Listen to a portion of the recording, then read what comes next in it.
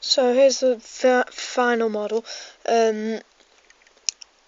I've dry brushed brown all over it, and the markings are done with this Sharpie. Then you just have to assemble it again, and it's done basically. So like, comment and subscribe, and I'll make more videos. Thank you. To stipple, you don't need, well, you can get real proper stippling brushes, but I'm not using that. This is an old brush that I used for gluing, so I've just cut it right down to I've cut the bristles right down. So now you just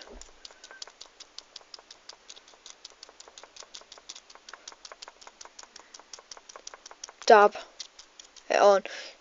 You don't want much paint on. It's the same as the dry brushing, but instead of doing this, you're just stabbing at it basically with it. And already that looks quite good, and I'll finish them now. Right, so I've finished doing that, and also I've painted the buffers and the cup links and the barrier there black again, just to neaten it up a bit. And I've dry brushed some brown, the original brown, straight back onto it again. That just lightens it up a bit more. Now the roofs have done, I've done the dry brushing, and there is a streak on them. Don't know if you see it very well, but it looks quite good from here. Moving on to the chassis, not the bodies. The chassis. Now the wash is dried, we get a yellow, and we dry brush that on. We'll stipple it on. Actually, it's not dry brushing; it's stippling. Basically just stipple on the orange, and it looks like rust. So that's quite good. I'll show you that in a minute. Right, so now all the washes have dried, nearly. I've done all the washes. So what we're ready for now is to get that black streak. So earlier I've just been out, I've just got in, and I've bought this black. So what you want to do is get this black, never been opened before. And the new Games Workshop lids are better than the old ones, because as you can see they've got this catch here, whereas these ones haven't. This is an old one, this is a brand new one. They've changed the paint lids, so when you open it, it just catches on the catch there, and it holds it open, whereas these ones, if I pull it right up, they stay, but after a while they'll end up like that, so, you know, whereas that one, they stay. So, get a bit on my brush. I've given it a really good shape, by the way.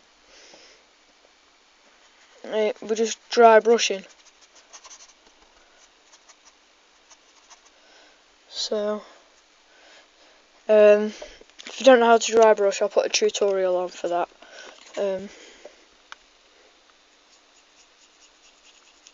But yeah, so you just go all over and just build up so it's darker in the middle and then it spreads. Okay. Also, with the wash again, chassis, just put a wash on them as well. Yeah. The washes do take about half an hour to 45 minutes to dry, so when you're waiting for them to dry, what you have to do is just be patient, really. I'm gonna go out and leave them for the afternoon and then come back later, so whatever you do, just don't try and rush them when they dry, and don't think, oh, it's nearly dry, so I'll just do the next stage. Don't make sure they're completely dry before you do anything on them. I'm just checking my first bits that I washed. They're nearly dry, but I don't want to ruin it by rushing ahead, so I'm gonna come back in half an hour, an hour's time, and then do it. So yeah, feel free to, well, yeah. Right, so now the second watered down coat on the first couple of the bodies is dry. So you can see it's dried so flat and all the details come out and everything. So what we're going to do to enhance that further, get a little plastic cup, McDonald's sauce cup basically, black wash, black shade, a few drops into the cup, and what you want to do is you don't want too much on the brush, because you got to remember these are passenger coaches and the rail network would want everyone to think that they're very clean, so they keep these relatively clean. So what we're just going to do is going to get a little ball on a brush like that and just scrape it off, and then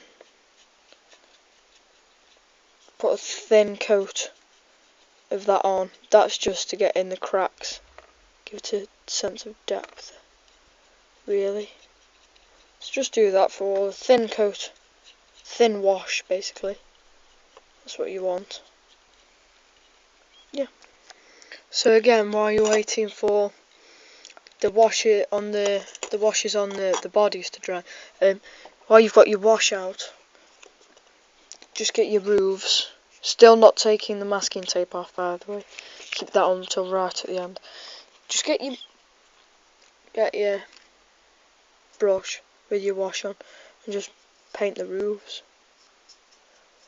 No one's gonna see them, so they wouldn't be cleaned. They'd probably be cleaner around the edges, and there'd be like a streak of almost jet black. So what you want to do is just have a complete wash over it, and then when that's dry you can do your next stage, and that'll be building up the darkness from the middle and then going lighter. So do those, wait for everything to dry. So while you're waiting for the second watered down coat on the roofs to dry and these second coats to dry, you can get your chassis and silver paint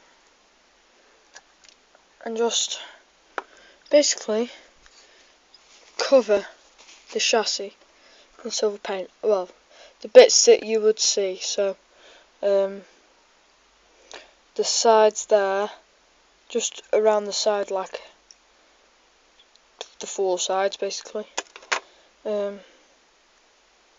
because none of the others would be seen.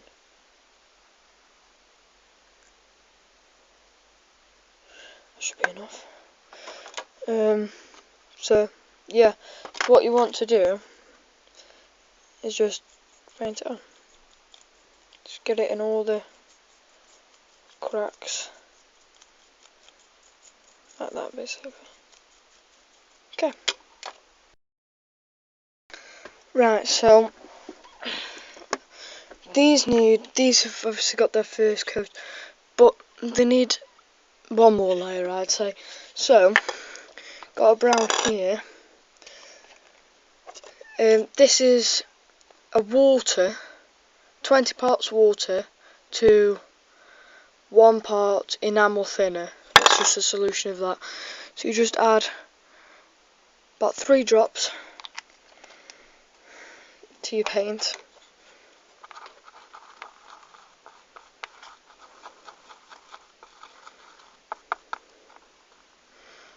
dried up a bit.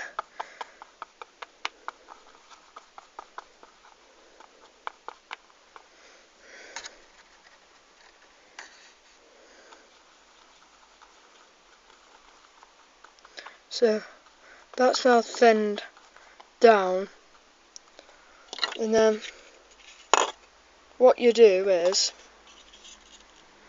you just paint it on like normal, and then the water will evaporate off and leave the paint flat. So it's quite good, really.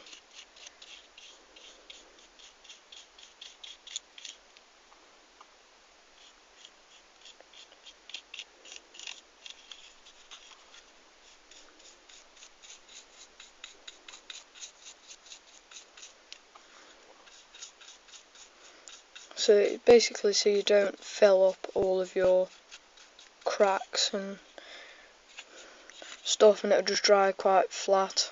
And it also gets rid of brush marks. So when you finish that and you're waiting for that to dry, what you have to do is do exactly the same for your grey, and just paint that onto your roofs, and it'll get rid of any brush marks and any bits of white or anything or whatever colour it was before peeping through. So you just get rid of that.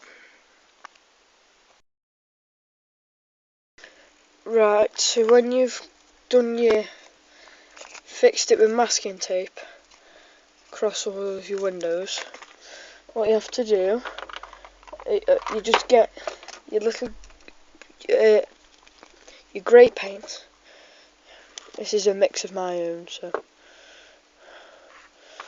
I can't tell you where I got it from. It's just a mixture of the Humbrol 33 black and the Humbrol 34 white. It's just a mixture of that. I can't really remember what the black to white ratio was. So you just paint that on and just do that with all three, and you'll find that because you're using exactly the same paint, then they should all match. So I've also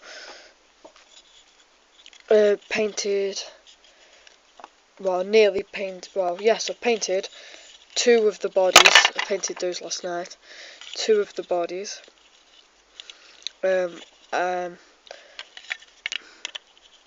want a thin second coat, so I'll show you how to do that. Hello again. So today I've got four of these to paint up and match. These are just carriages. So yeah, I'm going to get started. I'm going to paint them brown, and first off, I'm going to basically just dismantle it.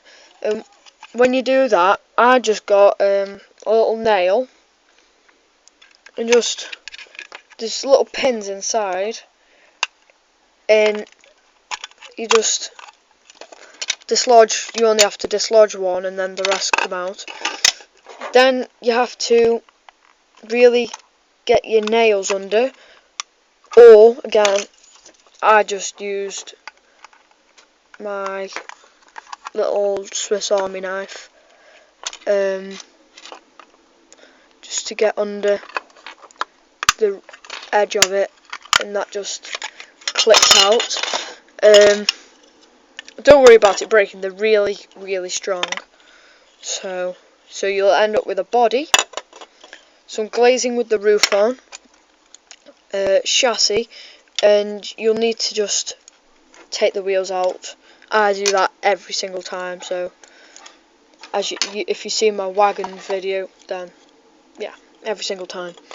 So to start with, because I'm going to paint it brown, I have to get my brown paint, get my chassis. Because it's already been painted by the manufacturer, I only have to just paint onto it. You can spray it if you like, but if you ask me, it's a good idea, but it's not really needed. So you just start painting it on. You will need 2 coats of this, so be back when I've painted it on. Right, so I have just painted the first layer on. It's not dry yet, but when you finish doing that, set it to dry in the background there. Get your glazing, obviously make sure you've got no wet paint on your fingers. Get some masking tape.